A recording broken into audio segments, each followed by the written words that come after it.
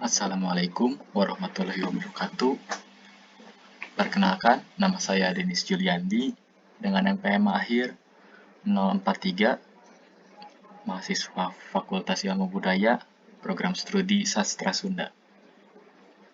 Saya di sini akan mempresentasikan mengenai ajaran moral dan etika pada naskah Sang Hyang Siksa Kandang Karesian demi memenuhi tugas UTS Bahasa dan Kebudayaan Sunda Kuno. Apa itu Sang Hyang Siksa Kandang Karesian? Sang Hyang Siksa Kandang Karesian atau SSK adalah teks Sunda kuno berbentuk prosa didaktis yang membahas bagian aturan atau ajaran tentang hidup arif berdasarkan dharma.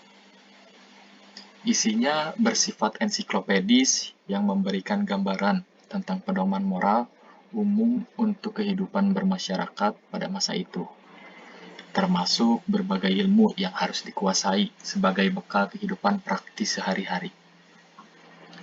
Naskah ini terdiri dari 30 halaman daun lontar yang ditulis dengan tinta hitam dan menggunakan aksara Buddha atau aksara gunung.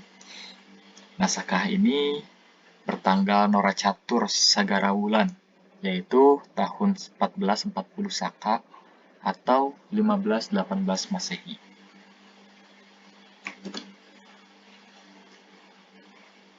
Ajaran moral dan etika. Isi yang terkandung dalam Sang Hyang Siksa Kandang Karesian sebagian besar ditujukan kepada kelompok yang bukan resi, terutama dalam hal pelaksanaan tugas hulun atau rakyat, bagi kepentingan raja. Ditinjau dari isinya, kata siksa kandang karesian dapat diartikan sebagai bagian aturan atau ajaran tentang hidup arif berdasarkan dharma. Ajaran moral yang terdapat dalam siksa kandang karesian terdiri atas 3 bagian utama, yaitu pembukaan yang menjelaskan 10 aturan atau dasa kreta dan dasa prebakti. Yang kedua, perilaku hulun atau karmaning hulun terhadap raja di dalam negara. Yang ketiga, pelengkap perbuatan pangimbuh ning tuah. Pertama, dasa kreta dan dasa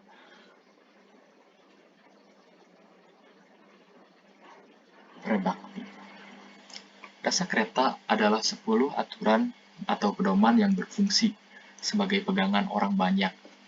Barang siapa yang bermaksud untuk menegakkan sarana kesejahteraan atau sarana kreta sehingga mendapatkan umur yang panjang, sukses dalam peternakan, berhasil dalam pertanian, dan selalu unggul dalam perang. Sumbernya terletak pada orang banyak. Isi dari dasa kreta adalah ini sang hyang dasa kreta, kudangen urang rea, asing nudek nanjerekeun sasana kreta, pakeuneun heubeul hirup, heubeul nyewa, jadian kuras jadian, tahun deg-deg tanjeur jaya pirang, nyewana urang rea.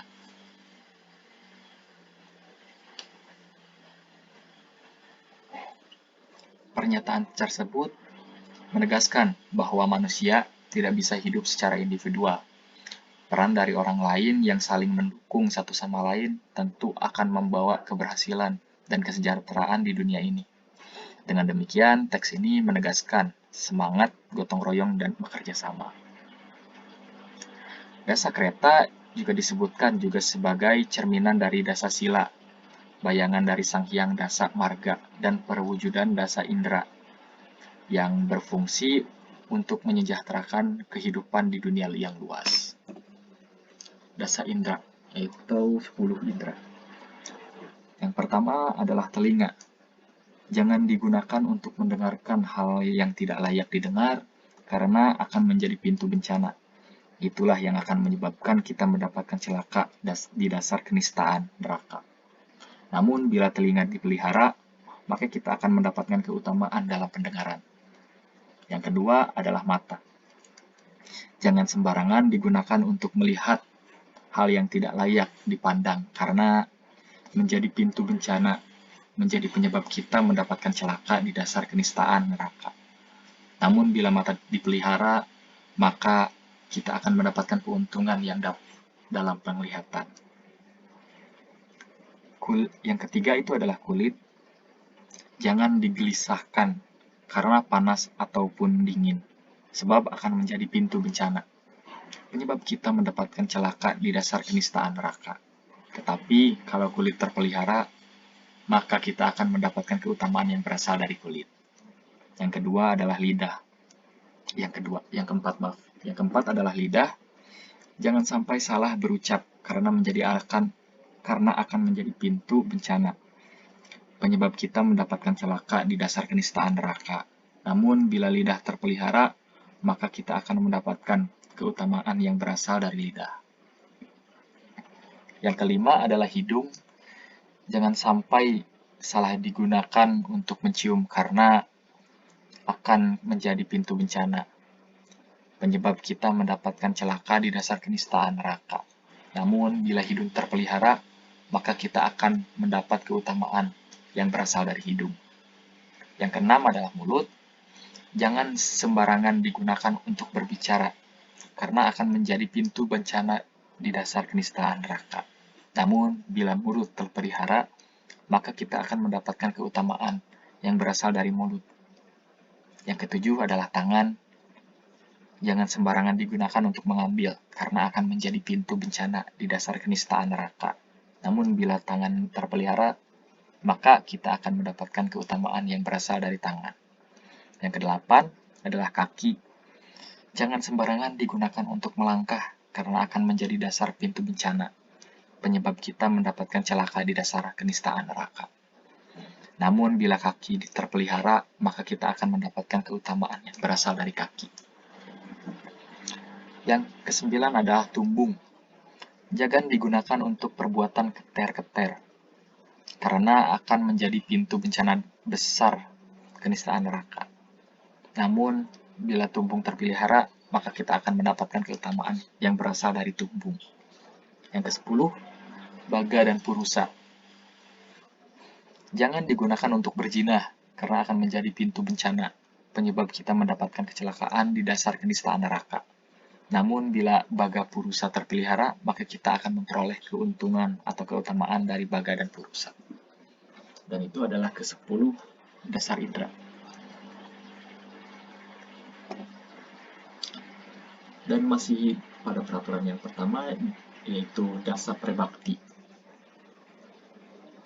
Dasa prebakti adalah 10 aturan tentang berbakti atau memberikan pembaktian. Dalam bagian ini disebutkan susunan dan tingkatan untuk berbakti, mulai dari yang paling rendah, anak, hingga yang paling tinggi, hyang. Dan ini adalah teks dari dasa prebakti. Nihan sinangguh dasa prebakti ngarainya. Anak bakti di bapak, ewe bakti di laki, ulun bakti di pacandaan, sisya bakti di guru, wanitani bukti di wado, wado bakti di mantri, mantri bakti di nunangganan, nunangganan bakti di mangkubumi, mangkubumi bakti di ratu, ratu bakti di dewa, dewata, dewata bakti di hyang, yata sinanggung dasa prebakti ngarannya.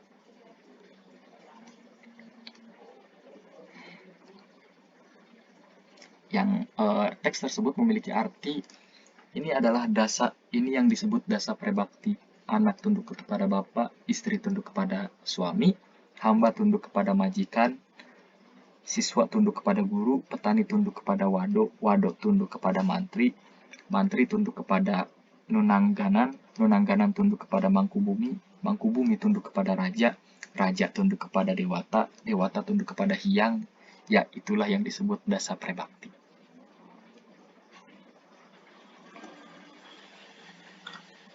Dan peraturan yang kedua yaitu adalah karma ninghulun. Karma ninghulun, isi ajaran yang tersurat dalam SSK sebagian besar ditunjukkan kepada kelompok yang bukan resi, terutama dalam hal pelaksanaan tugas hulun atau rakyat bagi kepentingan raja. Dan ini adalah isi dari teks Karmaning Hulun. Ini Karmaning Hulun, saka jalan urang hulun, karma mak ngaraya, pibudieun. Tingkah paripolah saka jalan ngaranya, maka takut maka jarut, maka atong maka deang, ditingkah dipituaheun, diulah dipisabdaan. Karmaning Hulun terdiri dari 26 perilaku yang perlu dilakukan oleh rakyat kepada raja atau bagi kepentingan raja. Dan peraturan yang ketiga adalah Pangimbuh Ning Tuah. Pangimbuh Ning Tuah adalah aturan tambahan dari ajaran SSK. Di luar konteks kenegaraan, bagian ini ditujukan agar seorang tidak gagal dalam hidup dan agar rumah tangga penuh berkah. Keadaan demikian dapat diwujudkan dengan menguasai kecakapan hidup, yaitu cermat, teliti, rajin, tekun, cukup, sandang, bersemangat, berpribadian pahlawan, bijaksana, berani, berkorban, dermawan, cekatan, dan terampil. Dan isi dari Pangimbun Ning Tuah adalah ini Pangimbun Ning Tuah, pakeun motiwa skala manghurip, pakeun wastu di imah maneh, emet-imet rajin leukeun, paka predana, morogol-rogol purusa ning sawidagna, hapitan kara waleya, cacingan langsitan. Sekian yang bisa saya sampaikan. Kurang lebihnya mohon maaf. Wabillahi taufiq wal hidayah. Wassalamualaikum warahmatullahi wabarakatuh.